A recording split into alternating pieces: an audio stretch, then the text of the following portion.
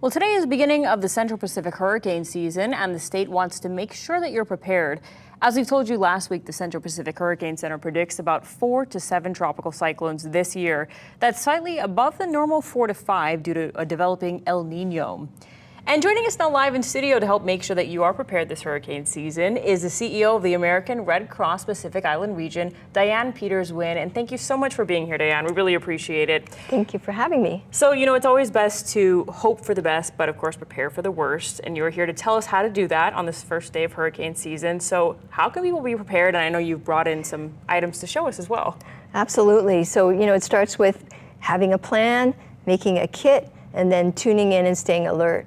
So some of the things that you're going to want to assemble ahead of time, we tell people really you want to have 14 days of food and water. This is just some snacks that you might gather in your kit, your go bag, but you want to have 14 days of food and water, and even if you do have to evacuate to a shelter, you're going to have to bring that food and water, even for your pet, with you. Yes, always good to remember your pets. So take us through what exactly we should have in our kits here.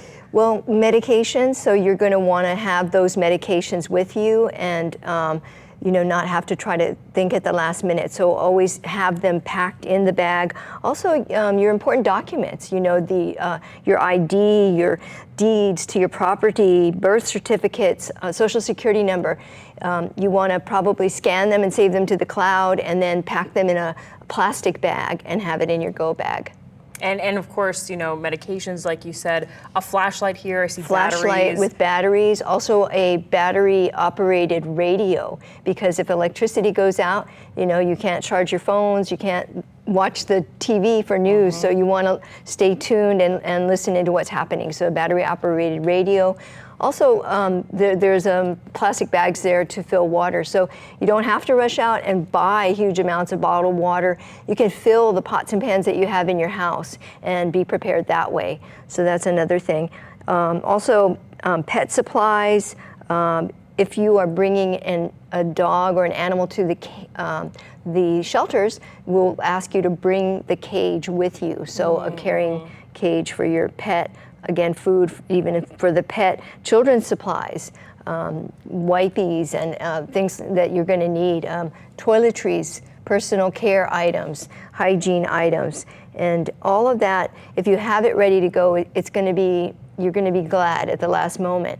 Whether it's a warning, which is if you have first it's a watch, right, when it's 36 hours out, and then if it's heightened to it's called a warning when it's only 36 hours out. So, and with a tsunami, you have even less time. So hurricane, you're going to have more time. But basically, if you have your emergency kit all packed, it's one less thing you have to think about. Yeah, exactly. Always good to be prepared, and you want to avoid that rush at the grocery stores of everyone's trying to go last minute. So this is so good to know. And besides the physical items, is there anything else that people should know to be prepared?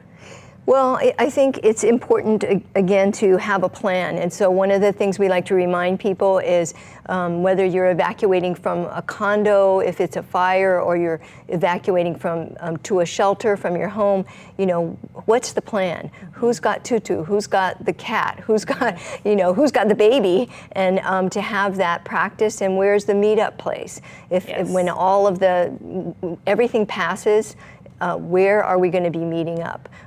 So a specific plan like that is really helpful, especially if, for small kids, who's picking up the kids from school, if it's during the daytime. All of those things, it's important to talk about them ahead of time and not wait. Yeah, exactly. It's so good to think about that because a lot of people might not think until it happens. But like you said, good to be prepared. And we really appreciate you stopping by to explain all of this. Diane Peters-Nguyen, CEO of the American Red Cross Pacific Island region. Thank you so much for your time. Thank you for having me. Marissa, back to you. Thanks, Mika, and thanks, Diane.